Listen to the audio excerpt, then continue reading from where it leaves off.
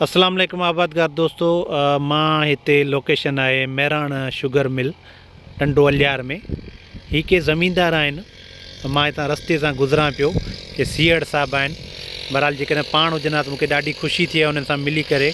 इंशाल्लाह कंहिं न कंहिं तरीक़े सां मुंहिंजी वीडियो उन्हनि ताईं पुॼंदी ऐं जेकॾहिं उनखे वीडियो ठाहिणु बुरो लॻो हुजे त मां उन्हनि खां माज़रत कंदुसि। हारी जेके आहिनि हिननि जा ही महिनत कनि, मज़दूर महिनत पिया कनि त मूंखे ॾाढी ख़ुशी थियो।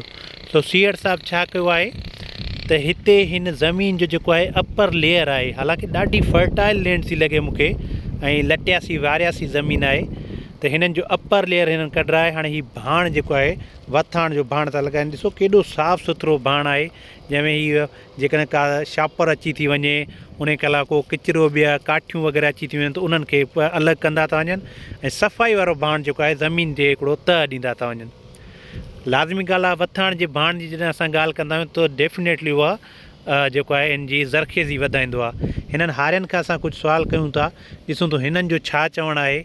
ऐं मां कोशिशि कंदो आहियां त महिनतकश जेके असांजा ज़मीनदार आहिनि या महिनतकश असां हारी आहिनि उन्हनि खे एप्रिसिएशन उन्हनि जे जेको आहे तरीक़ेकार अॻिते वधायूं। चाचा साईं अस्सलाम वालेकुम। थोरो ॾाढे ॻाल्हाईंदो, थोरो असांजो आवाज़ु ईंदो। तव्हांजो नालो छा आहे? बख़्त अली। ही तव्हां छा पिया कयो, मतिलबु हिन जो मक़सदु छा आहे तव्हांजो जेको ही भाण वग़ैरह ॾियो पिया? गन्ने जे लाइ ताक़त आहे।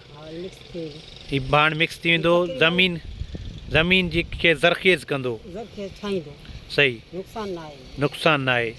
ही तव्हां भाण घणे वक़्त खां पोइ तव्हां लॻाईंदा आहियो? 4 साल 5 सालनि खां पोइ। तव्हांजी ॿनियूं त अॻु में बि तमामु घणियूं ताक़तवर आहिनि, पोइ तव्हां हींअर छो था हिननि खे लॻायो?